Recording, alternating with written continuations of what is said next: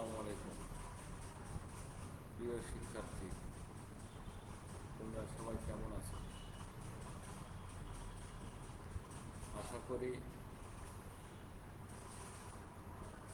আল্লাহর রহমতে তোমরা ভালো আছো।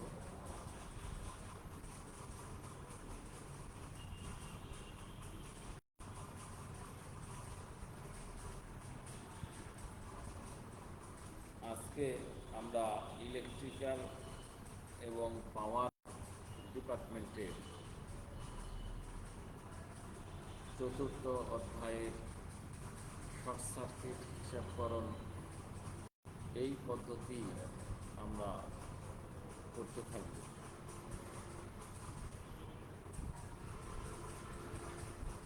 তোমরা কি আমার কথা শুনতে পাচ্ছ?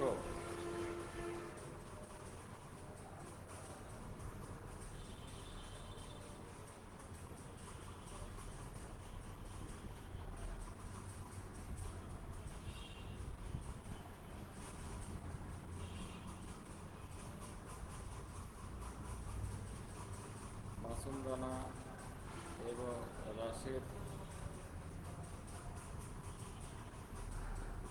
তোমরা যদি আমার কথা শুনতে পাও তাহলে একটু কমেন্ট বক্সে জানাও।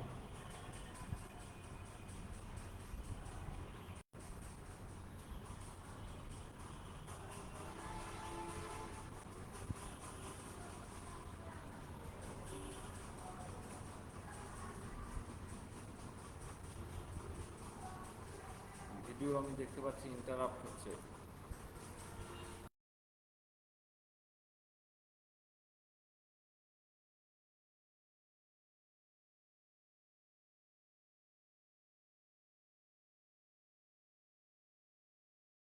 এবার আমরা দেখব যে গত দিনে আমরা করেছিলাম বৈদ্যুতিক বাসবারের ব্যবস্থাপনা। এই বিভিন্ন প্রকার বাসবার এগুলো তোমরা দেখেছো এবং আশা করি বাসায় তোমরা বই দেখেছো।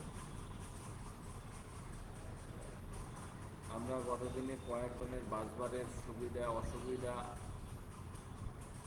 এবং বাসবারের চিত্র সহ বর্ণনা করেছি। তোমরা মনে রাখবা এই অধ্যায় থেকে সংক্ষিপ্ত বা অতি সংক্ষিপ্ত একটা বা দুইটা প্রশ্ন থাকবে। আর আজকের এই চতুর্থ অধ্যায়ে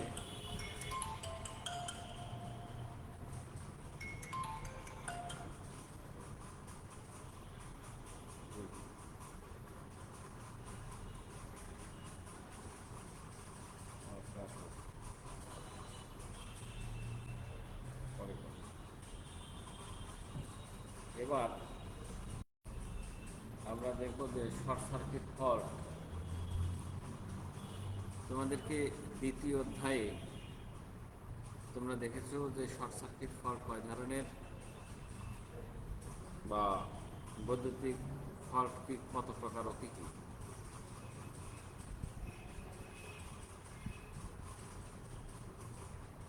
এখন শর্ট সার্কিট ফল্টটা কি দেখো, এখানে বলছে যখন কোনো বৈদ্যুতিক সিস্টেমে এমন কোনো ফল্ট হয় যার জন্য এক বা একাধিক ফেজে বা লাইনে স্বাভাবিক অবস্থার চেয়ে অনেক বেশি কারেন্ট প্রবাহিত হয়, তখন ওই ফল্টকে শর্ট সার্কিট ফল্ট বলে। এবার বৈদ্যুতিক পাওয়ার সিস্টেমের শর্ট সার্কিটের কারণসমূহ, এটা দ্বিতীয় অধ্যায়ে আলোচনা হয়েছে, তারপরেও একটু পুনরায় আলোচনা আছে। বৈদ্যুতিক পাওয়ার সিস্টেমে প্রধানত দুই ধরনের শর্ট সার্কিট ত্রুটি সংঘটিত হয়ে থাকে, যেমন ইনসুলেশন শক্তির অবক্ষয় এবং যান্ত্রিক আঘাত। ইনসুলেশন শক্তির অবক্ষয়টা কি? সুইচিং চার্জ বা বজ্রপাতজনিত কারণে উচ্চ মাত্রার বা ওভার ভোল্টেজ উৎপন্ন হয়। এই উচ্চ মাত্রার ভোল্টেজ সিস্টেমের যন্ত্রপাতি ও লাইনের ইনসুলেশন দুর্বল করে দেয়। এছাড়াও ইনসুলেটরের ইনসুলেশন মাত্রাতিরিক্ত গরম বা ঠান্ডাজনিত পীড়ন এবং মস্কানোর জন্য নষ্ট হয়ে যায়।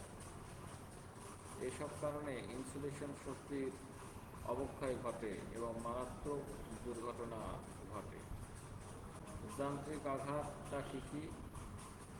যান্ত্রিক কোনো বৈদ্যুতিক কেবলের ইনসুলেশন যান্ত্রিক আঘাতে নষ্ট হতে পারে।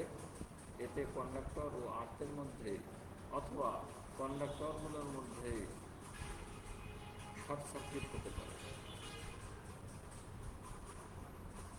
শর্ট সার্কিট ফল্টের কী কী প্রকার হয়েছে? এটা সিমেট্রিক্যাল এবং আনসিমেট্রিক্যাল।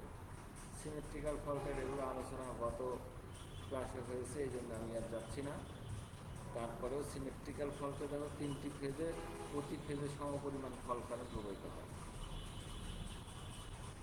তাকে সিমেট্রিক্যাল ফল্ট বলে। অর্থাৎ 3টা ফেজ একত্রে শর্ট হয়ে যাওয়া ইত্যাদি। আনসিমেট্রিক্যাল অসম কারেন্ট প্রবাহিত হবে। একটা ফেজে হয়তো 100 অ্যাম্পিয়ার, আর একটা ফেজে হয়তো 50 অ্যাম্পিয়ার, আর একটা ফেজে হয়তো বা 0। তো এরকম অসম কারেন্ট প্রবাহিত হবে এবং একটি ফেজ আর্থের সাথে শর্ট অথবা দুটি ফেজের মধ্যে শর্ট সার্কিট হওয়া অথবা দুটি ফেজ একত্রে আর্থের সাথে শর্ট হওয়া ইত্যাদি এরকম হবে। অর্থাৎ 3টা ফেজ একসাথে হবে না। এবার সিমেট্রিক্যাল ফল্ট এবং আনসিমেট্রিক্যাল ফল্টের মধ্যে পার্থক্য। এই সিমেট্রিক্যাল ফল 3টি ফেজের প্রতি ফেজে সমপরিমাণ ফল কারেন্ট প্রবাহিত হয়, আর এটা অসম পরিমাণ কারেন্ট প্রবাহিত হবে। 2 নাম্বার 3টি ফেজের প্রবাহিত সমপরিমাণ ফল কারেন্টের মধ্যকার কোণের দূরত্ব 120 ডিগ্রি হবে। আর এটা আনসিমেট্রিক্যাল ফল্টে ফেজের দূরত্ব 120 ডিগ্রি কম বেশি হবে। সিমেট্রিক্যাল ফল খুব কম সংঘটিত হয়, আনসিমেট্রিক্যাল ফল খুব বেশি সংঘটিত হয়। সিমেট্রিক্যাল ফল সার্কিট ব্রেকারের জন্য মারাত্মক ক্ষতিকর, আনসিমেট্রিক্যাল ফল ব্রেকারের জন্য কম ক্ষতিকর। সিমেট্রিক্যাল এবং আনসিমেট্রিক্যাল ফল্টের মানে ক্যালকুলেশন সহজ হবে, আর আনসিমেট্রিক্যাল ফল্টের ক্যালকুলেশনটা জটিল হবে। এবার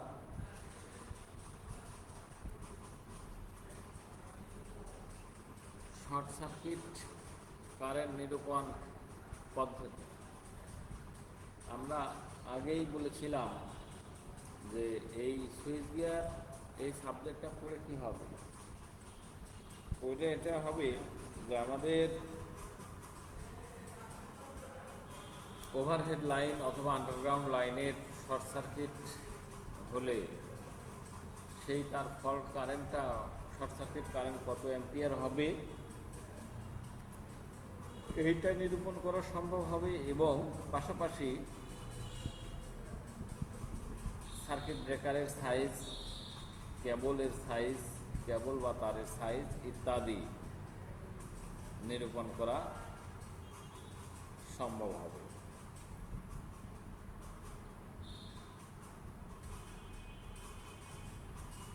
এখন এই কেবলের সাইজ নির্বাচন করা বা একটা ওভারহেড লাইনের ডিজাইন করা অথবা একটা ওয়্যারিংয়ের এস্টিমেট করতে গেলে আমাকে এই ক্যালকুলেশনগুলো মাথায় রাখতে হবে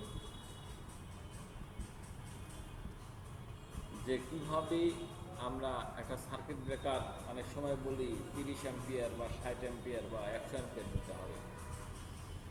এই যে কত অ্যাম্পিয়ারের সার্কিট ব্রেকার দিব এবং কত ভোল্টের সার্কিট ব্রেকার লাগাবো বা কত ভোল্টেজ গ্রেডের ইনসুলেশন, কত গ্রেডের তার বা কেবল লাগাবো, সেটি আমাদেরকে ক্যালকুলেশন করে বের করতে হবে। আর এই সমস্ত ক্যালকুলেশন বা ডিজাইনের বিষয় সুইচ গিয়ারে থাকে। তবে 2টি অধ্যায়ে অঙ্ক আছে, একটা 4র্থ অধ্যায়, একটা 5ম অধ্যায়। এই 2টি অধ্যায়ের মধ্যে থেকে একটা অঙ্ক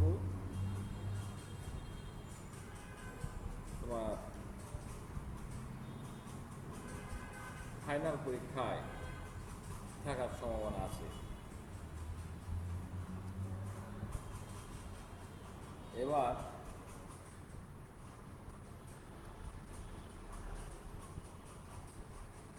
দেখো যে শর্ট সার্কিট কারেন্ট নিরূপণের পদ্ধতি কি কি। আমরা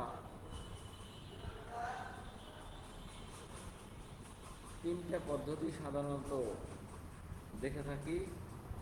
এক ওহমিক পদ্ধতি মানে রেজিস্ট্যান্স পদ্ধতি, আর একটা শতকরা রিঅ্যাক্ট্যান্স পদ্ধতি, আর আরেকটা পদ্ধতি আছে পার ইউনিট পদ্ধতি। এই তিনটা পদ্ধতি আসলে কি সেটা আমাদের জানা দরকার। এখন দেখো আমরা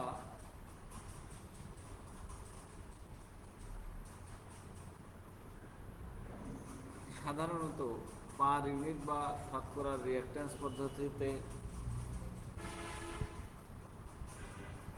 যদি অঙ্ক করি তাহলে আমরা এর ফলাফল পেয়ে যাব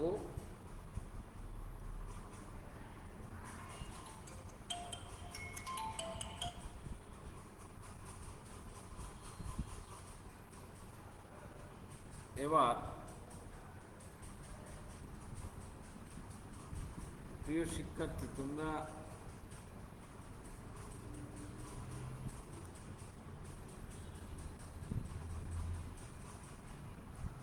মনে হয় ভিডিও দেখতে পাচ্ছ না।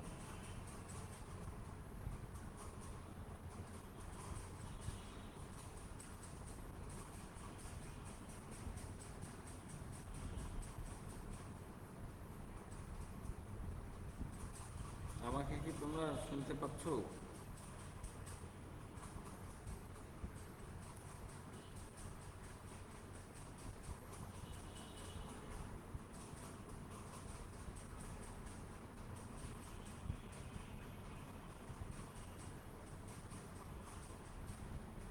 তোমাদের তো কোনো রেসপন্স পাচ্ছি না।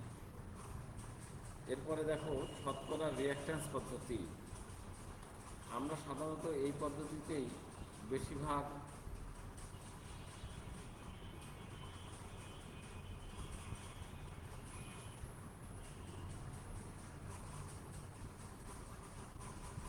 অঙ্কগুলি এই পদ্ধতিতেই করব।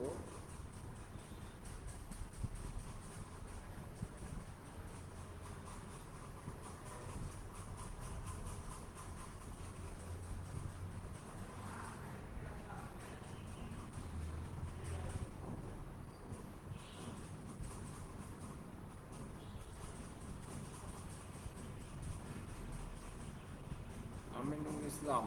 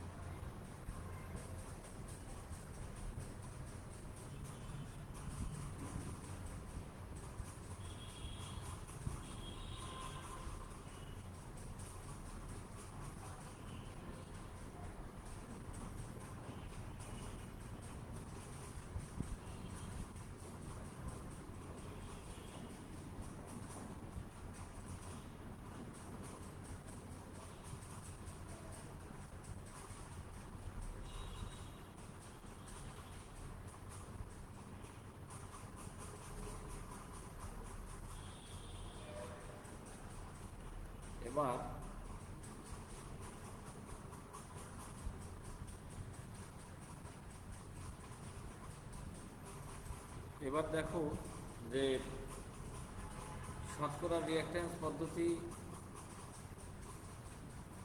সার্কিটে ফুল লোড কারেন্টের প্রবাহিত হওয়ার সময় প্রতি ফেজের রিঅ্যাক্টিভ ড্রপ ও স্বাভাবিক ভোল্টেজের অনুপাতের শতকরা মানকে শতকরা রিঅ্যাক্ট্যান্স বলে। অর্থাৎ percentage of X equal to full load current গুণিত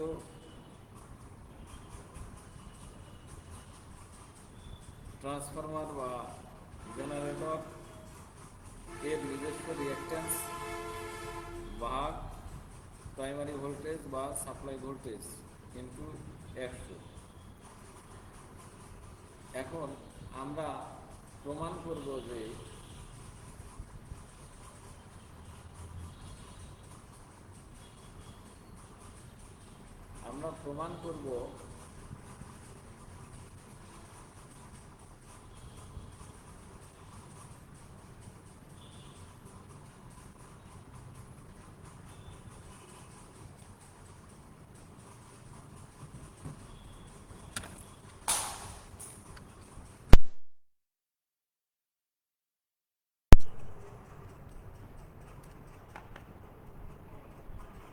যে percentage of reactance equal to IFL গুণিত এক্স বাই ভিপি ইন্টু 100। এই এই প্রমাণ করব percentage of reactance is equal to X into KVA base ভাগ 100 বা কেভি স্কোয়ার।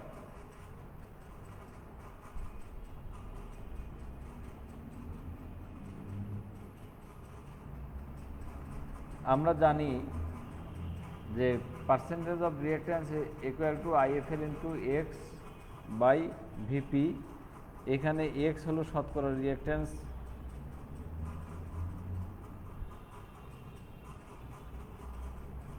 আইএফএল এবং শতকরা রিঅ্যাকট্যান্স, আর আইএফএল ইজ ইকুয়াল টু কি ফুল লোড কারেন্ট এবং এক্স প্রতি ফেজের রিঅ্যাকট্যান্স ওহমে। ভিপি মানে ফেজ ভোল্টেজ। 1 নং এই সমীকরণে আমরা যদি এরকম পার্সেন্টেজ মানে এক্সটাকে যদি এই পাশে আর এটাকে যদি এই পাশে ট্রান্সফার করি তাহলে কি হবে, এ percentage X into VP by IFL into 100। দেখো এটা 2 নম্বর সমীকরণ দেওয়া হলো। এবার 2 নং সমীকরণের লব ও হরকে 2 নং সমীকরণের লব ও হরকে ভিপি দ্বারা গুণ করে পাই কি হবে, তাহলে উভয় হর এবং লবকেই ভিপি দ্বারা গুণ করবে। এখানেও ভিপি হওয়ার কারণে ভিপি স্কোয়ার, আর এখানে নিচে দেখো ভিপি। তাহলে এইখানে কি হচ্ছে, আইএফএল ইন্টু ভিপি নিচে, এটা হলো ভিএ ভোল্ট অ্যাম্পিয়ার ইন্টু 100। আচ্ছা, আর এটা পার্সেন্টেজ রিঅ্যাকট্যান্স অফ ভোল্টেজের স্কোয়ার মানে ভি স্কোয়ার, ভিপি স্কোয়ার। অর্থাৎ 3 নং সমীকরণকে 1000 দিয়ে গুণ ও ভাগ করে পাই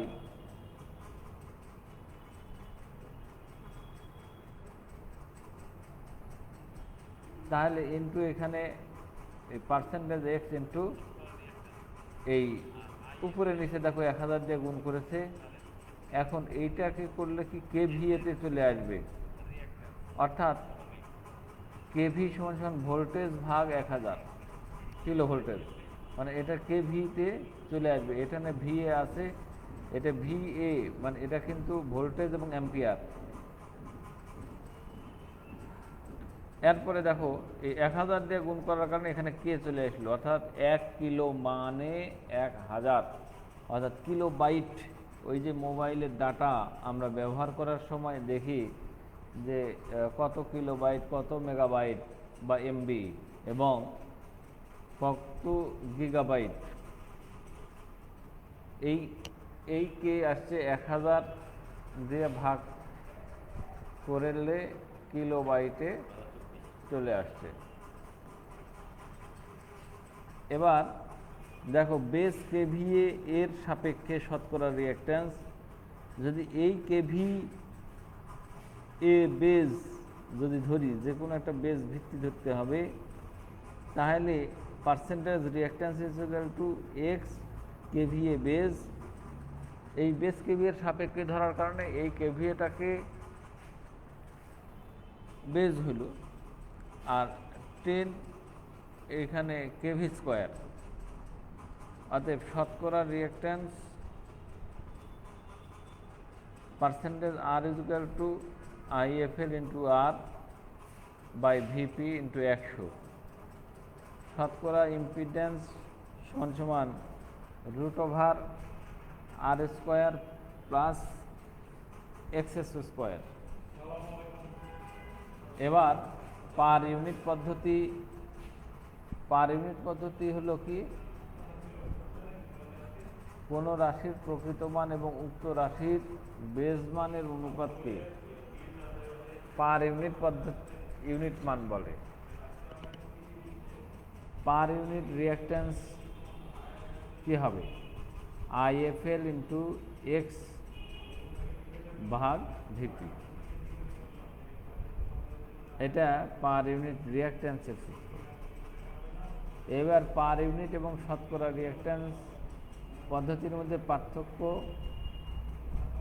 পার ইউনিট পদ্ধতিতে কোনো রাশির প্রকৃত মান এবং উক্ত রাশির বেজ মানের অনুপাতকে পার ইউনিট মান বলে।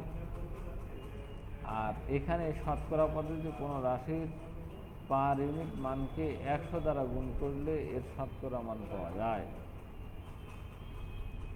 2, per unit reactance IFL equal to x ohm ভাগ ভিপি। আর শতকরা রিঅ্যাকট্যান্সের একে IFL ইন্টু এক্স ভাগ ভিপি ইন্টু 100।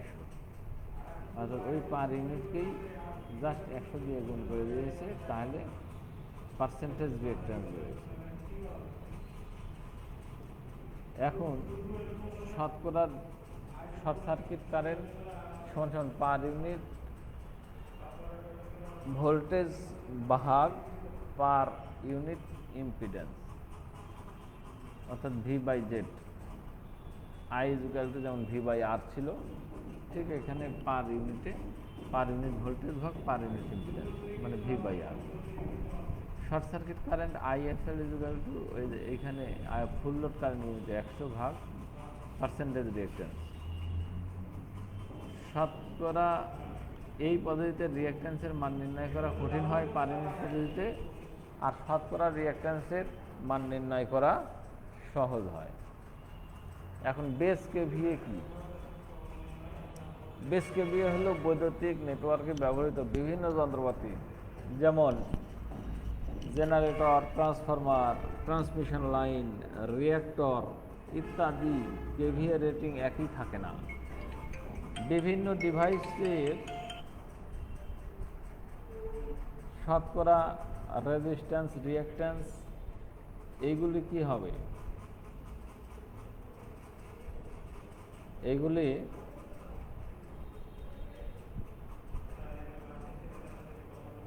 সম্মিলিত মান বের করার পূর্বে একটি সুবিধাজনক সাধারণ কেভিএ এর সাপেক্ষে প্রতিটি ডিভাইসের শতকরা রেজিস্ট্যান্স এবং রিঅ্যাকট্যান্স বা পার ইউনিট রিঅ্যাকট্যান্সে রূপান্তর করতে হয়। উল্লেখিত সুবিধাজনক সাধারণ কেভিএকে বেস কেভিএ বলে। এই বেস কেভিএ যে যার ইচ্ছা মতো ধরা যাইতে পারে।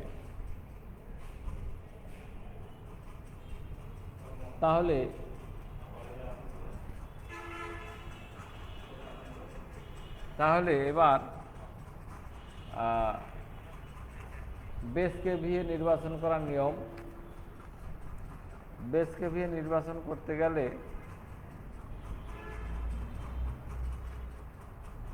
সবচেয়ে বড় ডিভাইসের রেটেড কেভিএ অথবা সবগুলো ডিভাইসের মোট কেভিএ অথবা মন গড়া যে কোনো মানই কেভিএ ধরা হয়।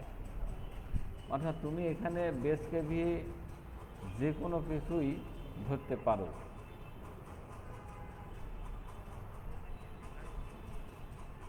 এবার আমরা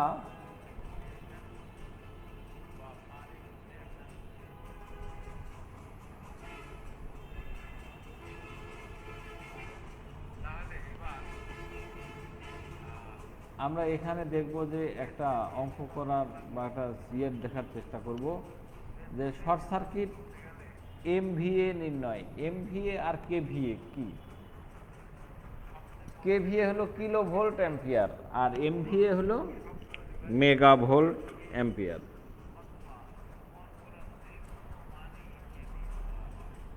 তো MVA mega volt ampere, MVA আর কেভিএর মধ্যে ডিফারেন্স শুধু 10⁻³ নিচের সিস্টেমের ইপি জেনারেটরের, এই ইপি একটা জেনারেটরের ফেজ ভোল্টেজ ট্রান্সফরমার থেকে ফল পয়েন্টের দিকে কারেন্ট সরবরাহ হচ্ছে, যার রিঅ্যাক্ট্যান্স এক্সপি, এই ট্রান্সফরমারের রিঅ্যাক্ট্যান্স।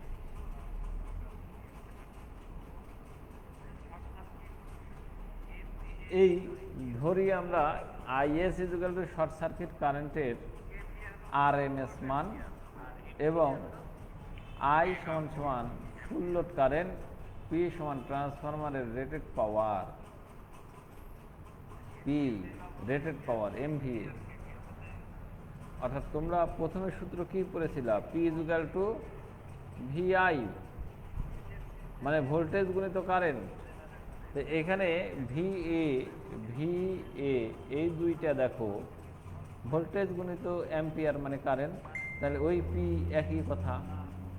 সুতরাং এক্সপি সমান প্রতি ফেজের রিঅ্যাক্ট্যান্স, ইপি প্রতি ফেজের ভোল্টেজ।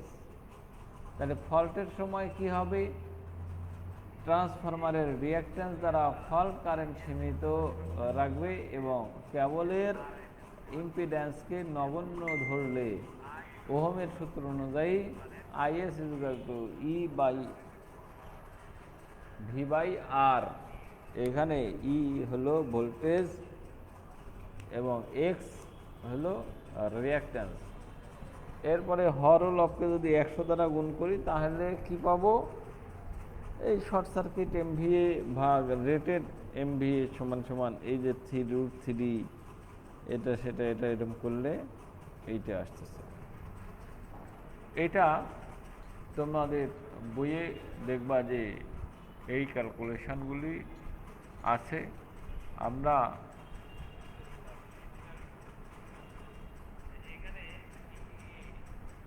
এই যে পার্সেন্টেজ রিঅ্যাক্ট্যান্স পার ফেজ সমান সমান কি আইএক্সপি মানে ভাগ ইপি ইন্টু 100। তাহলে শর্ট সার্কিট এমভিএ সমান সমান হবে IS by I rated MVA সমান সমান 100 ভাগ পার্সেন্টেজ রিঅ্যাক্ট্যান্স। সুতরাং শর্ট সার্কিট এমভিএ সমান সমান 100p ভাগ পার্সেন্টেজ এক্স। এইখানে একটা চার্ট দেখানো হয়েছে, primary voltage reactance percentage at MVA rating.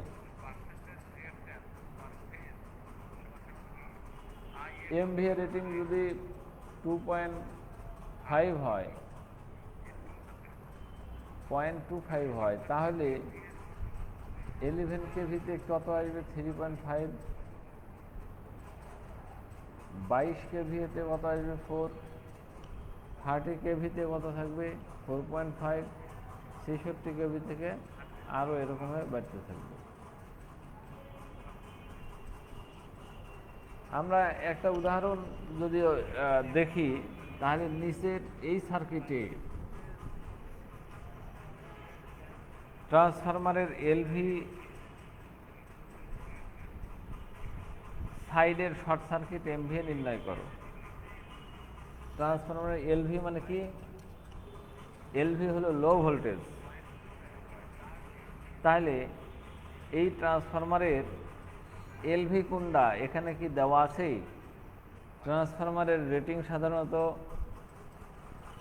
11 KV by 33 KV এরকম যদি লেখা থাকে, অথবা যদি 66 বাই 11 কেভি লেখা থাকে, তাহলে কি বুঝবো? অর্থাৎ ট্রান্সফরমারের রেটিং অনুযায়ী প্রথম বাম পাশের যে ভোল্টেজটা দেওয়া থাকবে সেটা প্রাইমারি ভোল্টেজ, আর পরের যে ভোল্টেজ দেওয়া থাকবে লেখা থাকবে সেটা হলো সেকেন্ডারি ভোল্টেজ। এই ক্ষেত্রে এমভিএ 10 এমভিএ, দেখো এখানে লেখা আছে 10 এমভিএ। এই 10 এমভিএর এখানে দুই পাশের ভোল্টেজ দেওয়া নাই, কিন্তু একটি জিনিস দেওয়া আছে, এখানে জেনারেটরের 132 কেভি এই ভোল্টেজ দেওয়া আছে। তার মানে বাম পাশে এখানে 132 কেভি হবে, আর ডান পাশে দেওয়া আছে ট্রান্সফরমারের লাইন 11 কেভি। এই ট্রান্সফরমারটাই 11 কেভি, এদিকে সাপ্লাই আছে। তাহলে দেখো এটা স্টেপ ডাউন ট্রান্সফরমার, এটাই লো ভোল্টেজ এলভি সাইডের শর্ট সার্কিট এমভি নির্ণয় করতে বলেছে। তাহলে লো সাইড কোনটা? 11 কেভি, এইখানে ফল্ট হয়েছে। অতএব শর্ট সার্কিট এমভি এর সূত্র কি? 100p/% ইকুয়াল টু, এটা ক্যালকুলেশন করলে 100 এমভিএ হয়। Fault current 100/√3 into 11,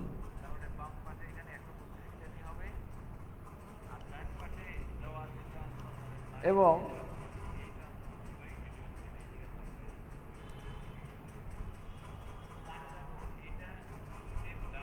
source impedance কী হবে? ওই সূত্র অনুসারে 1.21, এবং লাইনের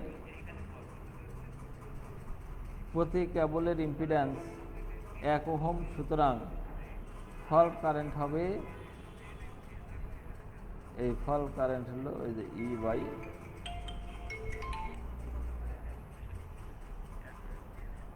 এইটা 2.874।